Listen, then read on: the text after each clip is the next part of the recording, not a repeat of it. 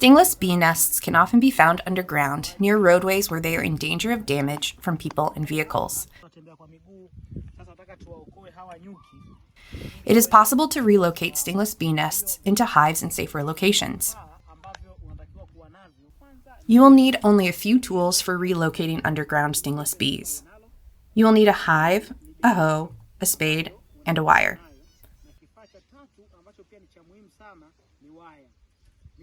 The wire is used to help you follow the underground track that leads to the nest. By inserting it into the entrance where you see bees moving in and out, you can determine where to dig. Slowly dig following the direction of the wire to find the nest. We will use the spade to remove soil while digging. It is important to match the size of your hive to be of similar size to the rescued native bee nest. Hives should be about 20 centimeters across and 50 centimeters long. As nests can be different sizes, you do not want to use too small or large a hive to contain what was removed from the ground.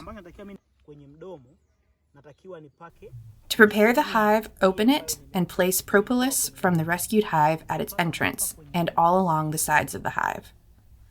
This is important because it will help the bees to acclimate to a new environment that is quite different from their underground nest. While gluing with the propolis, you're creating a favorable environment with a familiar aroma. In this case, 2 sticks will be used along the hive to hold the nest. This helps the bees to acclimate, as many underground nests are held along tree roots or stones.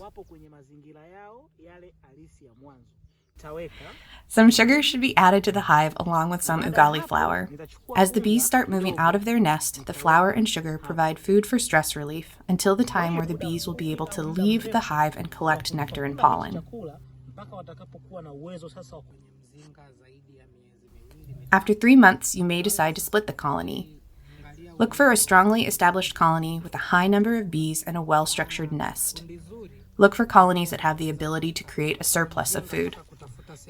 When you've identified a well-established colony, find the egg cells along the nest and note the division along the upper cell and the bottom egg cells. You will slowly detach the 2 cells without hurting the eggs. Utatoa taratibu na kuhakikisha kwamba unaachanisha mzinga, seli za chini na seli za juu.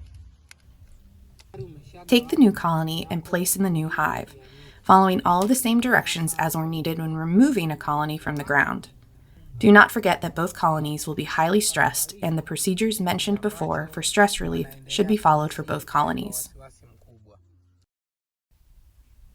Here we are doing stingless bee multiplication using bamboo. A temporary second hive is created for an existing colony of stingless bees using a single section of bamboo, which is cut cleanly lengthwise into halves. A length of clear plastic pipe or tube, large enough for the bees to easily pass through, is needed. The inside of the bamboo is cleaned out and the holes should be formed at both ends.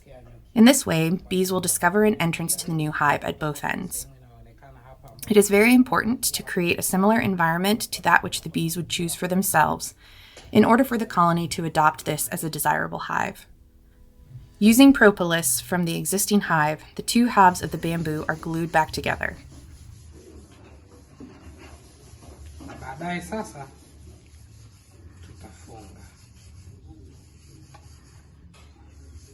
The plastic pipe is connected at the other end and is sealed in place with propolis, which makes a good seal. The other end of the pipe is connected to the existing hive in the same way, and the stingless bees will enter the hive through the bamboo, and they will pass via the pipe into the main hive. The worker bees will eventually inform the queen about the desirable new bamboo hive, and splitting of the colony will begin. Some bees will begin to live in the bamboo, and some will remain in the mother hive. Once this happens, you will have split the colonies. To transfer the colony to a new hive, take off the pipe, slowly open the bamboo, and transfer the bees to a hive that you have prepared for them. This colony of bees should now be established in the new hive, and the process can be repeated.